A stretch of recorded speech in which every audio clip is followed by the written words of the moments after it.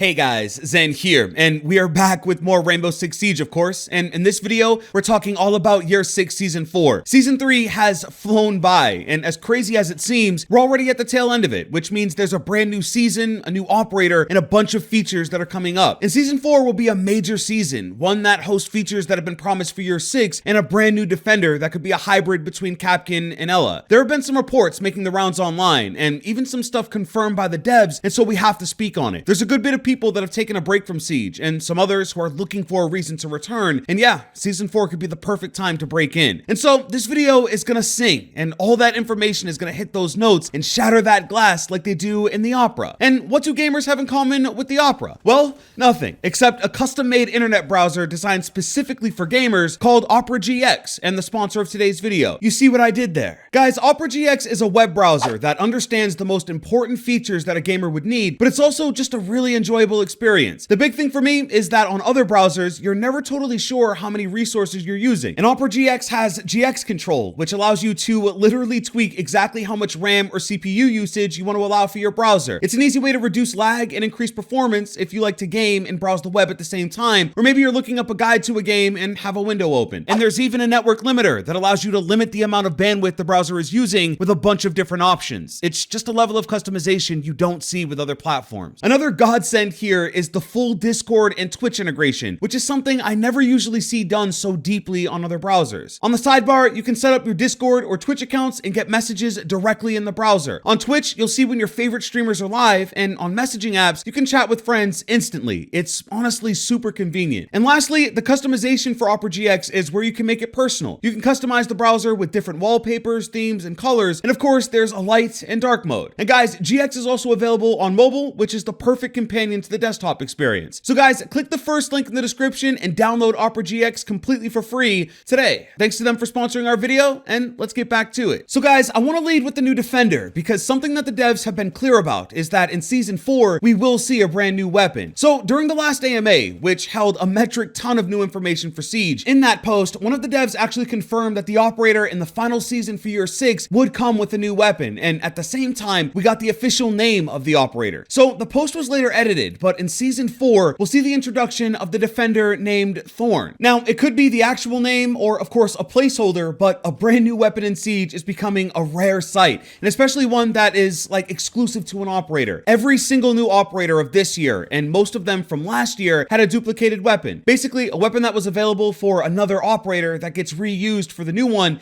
and at first, people weren't huge fans, but after seeing it over and over again, it's just become expected at this point. Technically, the last new weapon was the Gone 6, and if you've ever used it, you'd know it's not really even a weapon. It's a tool that's main purpose is to destroy Defender utility and some light soft breaching. Really, the last thing you'll ever do with this thing is enter a gunfight. And so, it's been since Shadow Legacy back in Year 5 with Zero that we got a new weapon, his SC3000K, which is an incredibly powerful assault rifle. Before that, it was technically Cali's CSRX sniper rifle, and now we can look forward to a new Defender weapon with Thorn in Year 6 Season 4. Now, it used to be simple to predict certain weapons based on the new operator being an attacker or defender. Defenders always got submachine guns or shotties, and attackers got the DMRs and assault rifles. But now we've got both on either side, and it makes it challenging to really narrow down what to expect. But on this occasion, I've got two picks for the Defender. My submachine gun pick is the PP-19 Bison. It's a weapon we've never seen in Siege, and with this operator sounding like Ela,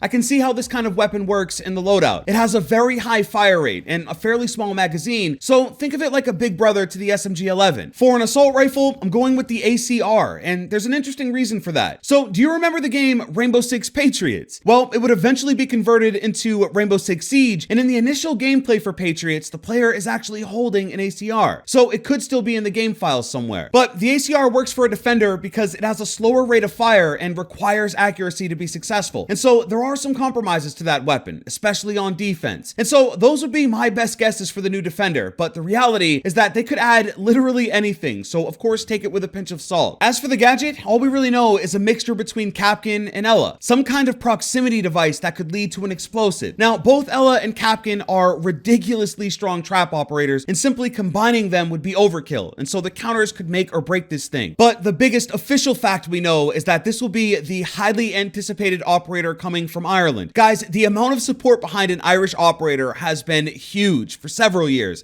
and with everything here, it's looking like it'll be worth the wait. Now, in Season 4, we could also see the addition of probably the most requested feature for Rainbow Six Siege, and that's the shooting range. Now, Year 6 was never officially mentioned, but the reason I think there's a chance for the end of the year here is because they mentioned it at all. They've been completely silent on the shooting range for 6 years, and up until the AMA, there was never confirmation of one coming. And then, out of thin air, it gets announced, and they'll also be siegifying it. Ultimately, that means making the shooting range specifically for a Siege player and not just a generic point-and-shoot simulator. Destruction will be a big part of it, because destruction is a core element of Siege, and also the inner workings of the gadgets will play some kind of role here too. For me, I'd love to see the damage numbers and all of the analytics associated with the round of Siege, so you know exactly how effective each part of the meta is. And personally, I think it's this stuff that's taking so long to develop for. I think a no-frills aim and fire room for Siege is a simple enough task, but like with the rest of the game, making it Siege is holding things up. And so, look, we've waited many months for the reputation system, and maybe we wait even longer for a shooting range, but I think if the devs want to have a massive impact this season,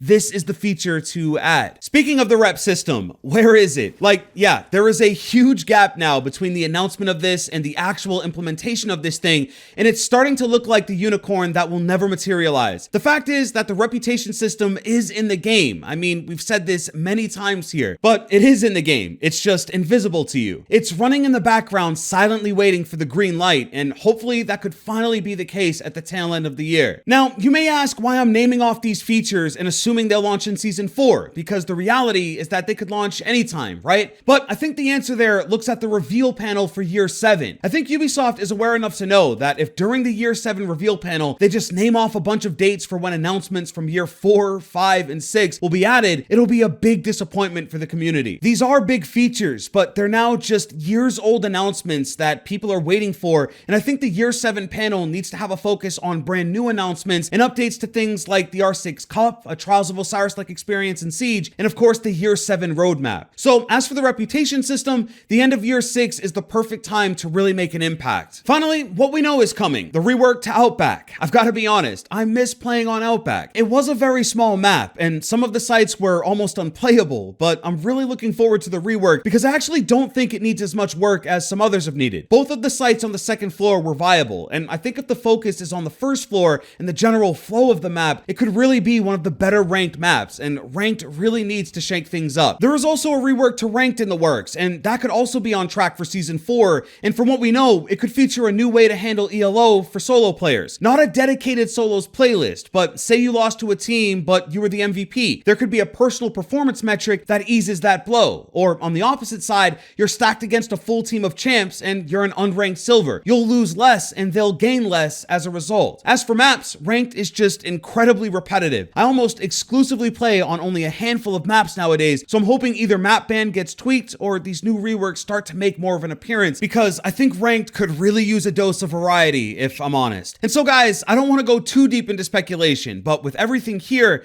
that's what we've got. The Operator Thorn, a brand new weapon, a few big features to look out for, and an update to Outback. I'm hoping for a huge season to close out Year 6, because I think Year 7 could be the biggest year for Siege since maybe Year 3. But that's it guys. Leave a like on it for good luck, and subscribe if you're new to the channel. It's been Zen. I'm out.